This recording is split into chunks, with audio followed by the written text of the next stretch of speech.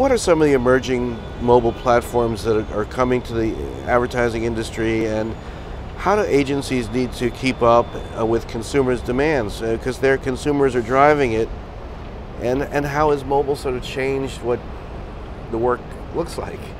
Right. So I would say mobile is just like any other medium we have. I mean, it's not, I wouldn't say it's intimidating or it's new.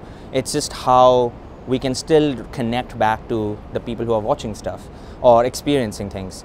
You know, what helps us with mobile is enhancing the experience at another level.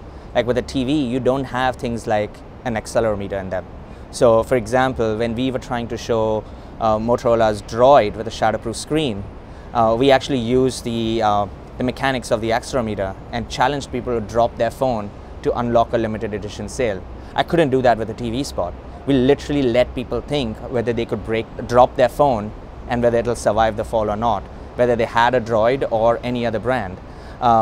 You know, I think at the end of the day, it is still about the idea. Idea should always come first. And then how it makes its way into mobile is how you think. I think, you know, till a few years ago, it was all digital first. It was all social first. And now it's becoming mobile first. But the one thing, again, you know, like I said earlier, the idea has always been the idea. And it has to connect back to how people are consuming it.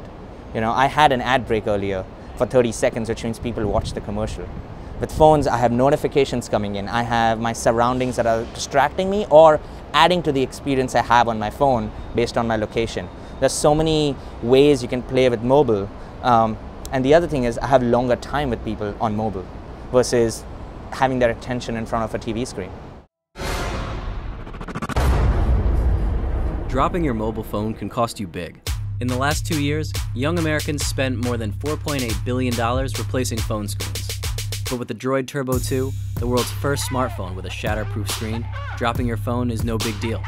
So we tempted people to do it. Introducing Drop Sales. By partnering with retailer What Drops Now, we modified the code on their site and turned the phone's accelerometer into the key to unlocking an exclusive collection. Here's the deal. See something you like? Drop your phone. The accelerometer in the phone detects the drop and unlocks the sale. Then, choose what you want and buy it. Tastemakers curated the entire collection, making it irresistible to those who set the trend. Anyone on any mobile phone who dropped their phone could access the collection. But without the Droid Turbo 2, they'd pay a higher price.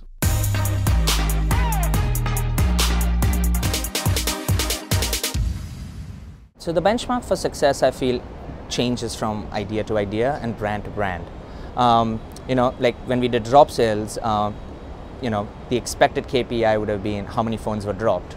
Actually, for us, it was the other way around. How many people went to the site and didn't drop their phones, which made us go, they actually started thinking about whether the phone is shatterproof or not.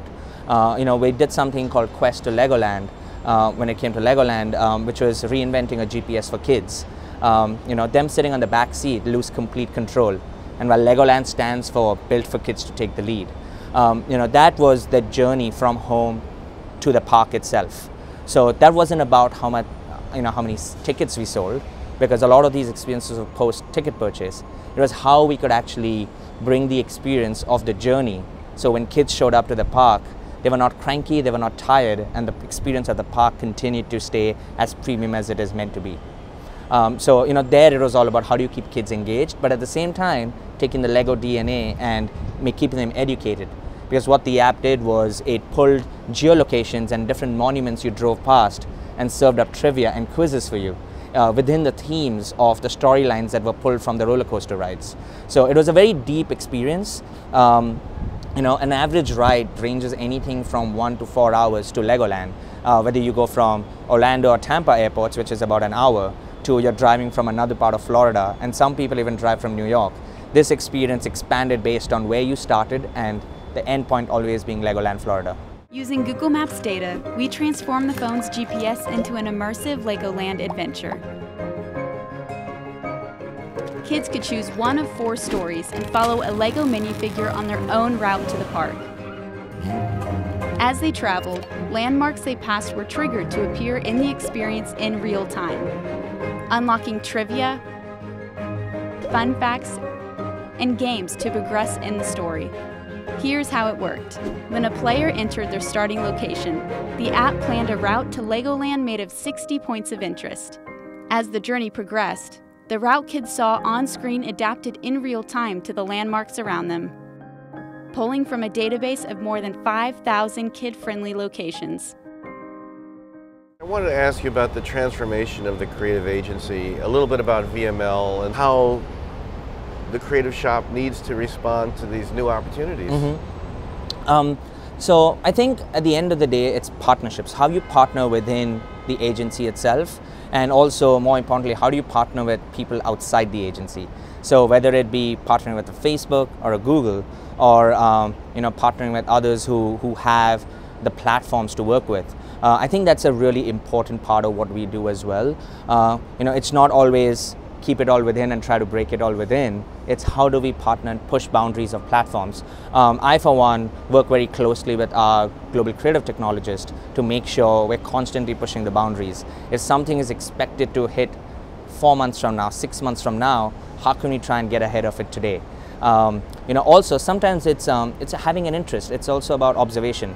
You don't need to be a high-end developer to understand how you can merge insights and idea. And then, what if you mix two technologies? How can that come up with something new? At the end of the day, you want to make memorable experiences. So technology never comes first. Technology always helps the idea to come to life. So that's a very simple thing we always follow here is, what is the idea? I get there's new technology, I get there's AR, there's VR, but if you don't have a core idea, you don't have anything to do with the technology. And it's really important to not forget that, because if you just focus on tech only, you're not going to connect with the consumer with a human insight.